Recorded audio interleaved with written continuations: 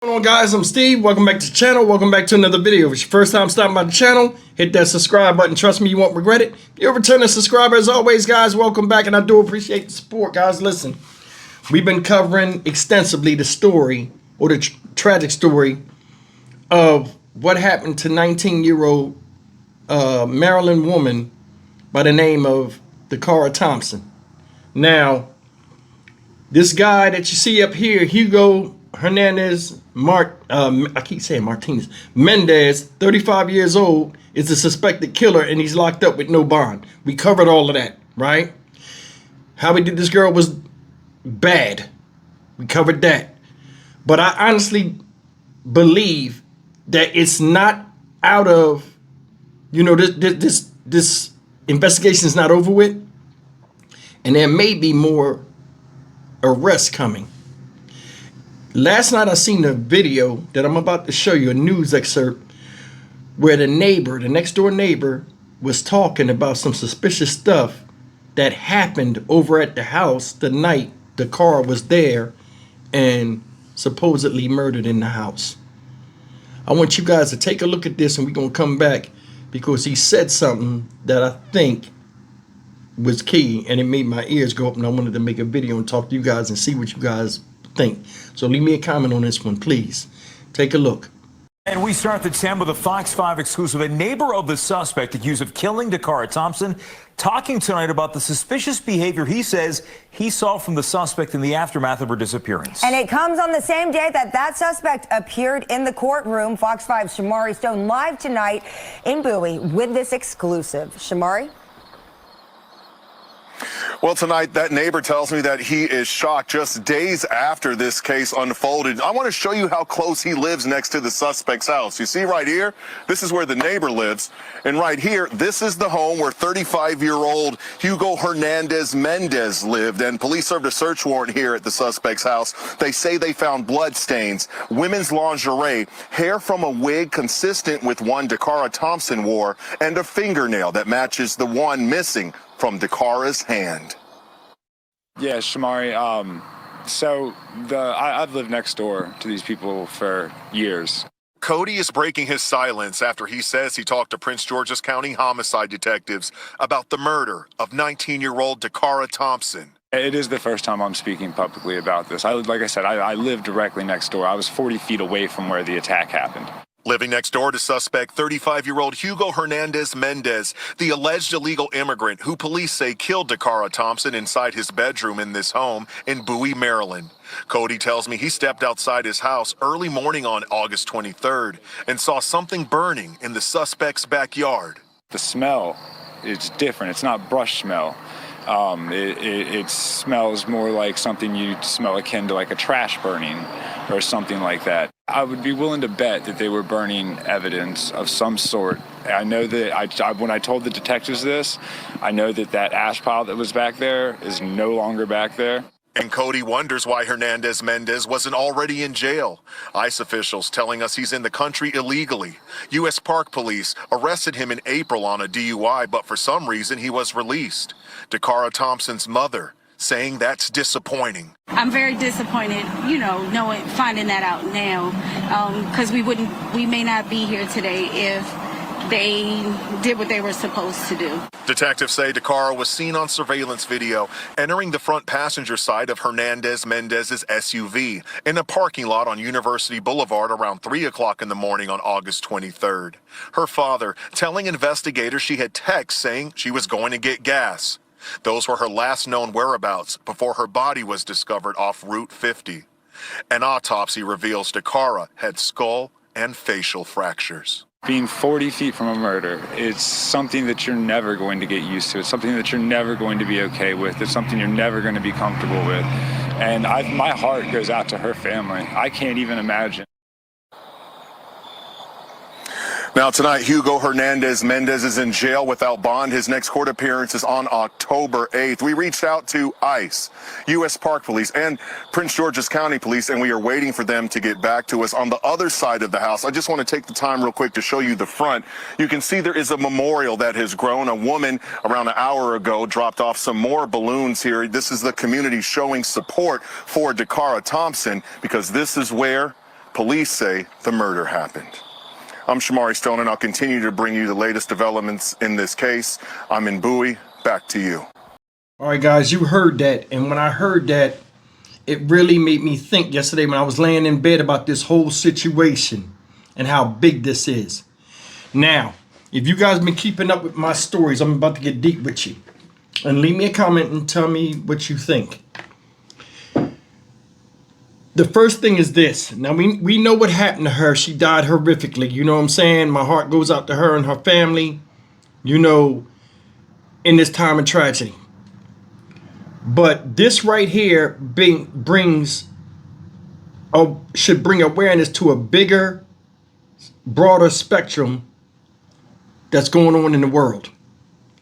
I mentioned Guatemala yesterday, right? And what I'm about to say don't have nothing to do with, you know, being disrespectful or anything like this. I mean, the truth is out there. You guys can go look. This place was a bad place for women. I don't know if it still is. You know, with the femicide nature of what's going on over there, it was so bad at one time. Women were trying to flee to America for asylum. You know what I'm saying? Because they had children. They didn't want them in gangs, and it wasn't safe for them and stuff. This is where this guy comes from. When they opened them borders, and I said that before when I was covering that type of stuff, I'm like, I don't know whose idea that this was a good idea to do. When they opened them borders, do you have any idea how many people are fleeing persecution for having serial killer tendencies in their country and are now over here? Not to mention the amount of serial killers that have not been caught in this country. How did that help us as a nation? Another thing is this. You see a lot of people protesting and jumping out there on camera. Oh, fuck ICE and all this other shit and this and that. That's a direct smack in the face for people like Dacara and her family who are victims of this open border thing that they had. You know what I mean? People don't think when they want to run out there with picket signs and attack the man, the justice, and want justice. Shit like this still happens. What about these people? What justice do they get? What about her? People need to think about that sometimes before they get emotionally triggered and set off for a crusade and shit that don't. You understand what I'm saying? This is a horrible, horrible crime, and she died a horrible death. No matter what they do, real justice won't be given unless this guy gets put out of his misery, in my opinion. Equal punishment for equal crimes. Now, let me get into this story. I'm rambling. The guy in the neighbor, he said they were burning stuff early that morning. Now, if you remember the timeline, they're saying around 3:47 she was taken to the house and killed. Around 5:03 her phone was deactivated. I'm thinking most likely that's when he tossed her over the bridge when he was getting rid of the body. The neighbor said early morning. It was early in the morning of the next day. So it was either before or after the 5 o'clock. Either after her body was dumped or before they dumped the body, that he said they were burning trash back there. And it didn't smell like normal brush. It smelled like, you know, burning like some type of trash or whatever. Now, amid the stuff they found in the house, you got to pay attention. This guy supposedly killed her that night she left. That day she left. Then got rid of the body after he used her. Then he burned the stuff up. The police found out who he was and then went over there. She'd been gone almost 2 weeks. They found this guy days or a week later, and he still had blood and stuff in his room. Also, if you notice, they took the husband in another video I did, and then he never came back. He was the relative of Mr. Mendez. That leads me back to what I said yesterday all day. They heard what was going on in the room, and they said, "Oh, it sounded like people were having sex in the room, and the female wasn't down with it." Like I said, so it sounded like she wasn't down with it. What does that sound like? Rape or sexual assault. So y'all was in the house and y'all heard that shit going on, and nobody busted in there to see what was going on and check. So they was burning trash in the back. Her husband gone now. You might see another person taken down for this. It's highly likely. Because I'm going to tell you, ain't no damn way you in your house with your husband, and it's your house, your cousin's there, his cousin's there, or whoever this guy is to him, his relative, and this type of stuff is happening, and y'all are not doing it. That tell me what?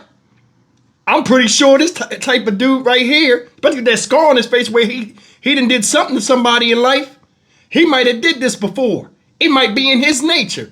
He might be known as an abuser, and then it took it to another level. Man, this whole thing is crazy. Don't you think about that? This whole thing is crazy. Ain't no way you in the house and don't know what was going on. And he your cousin, so I'm more than sure when he knew he was in trouble, he probably came and got you, and thus we got getting rid of evidence. All in all, man, I'm going to leave it at that. Y'all take whatever you agree or disagree. Something is wrong. Don't no woman get beat to death in a house full of people and nobody come to her aid? Nobody question? Nobody be like, how'd he get the body out the house? How'd he throw the body over the damn bridge? Look at that highway. That's a major highway. Cars are always on there all hours of the night. How he get a body off of there unless he dumped that shit real quick? Because he would have had to get out the car, get out his car, open the door, pull the body out, drag it, and all these car lights are coming behind him. Come on. Don't sound right to me. I'm going to leave it at that. Leave me a comment. I'm Stock Market Steve for the Dynamic Reason channel. As always, like, comment, share, and subscribe. Be on the lookout. There might be more arrests than this. I'm almost sure of it because this makes no sense.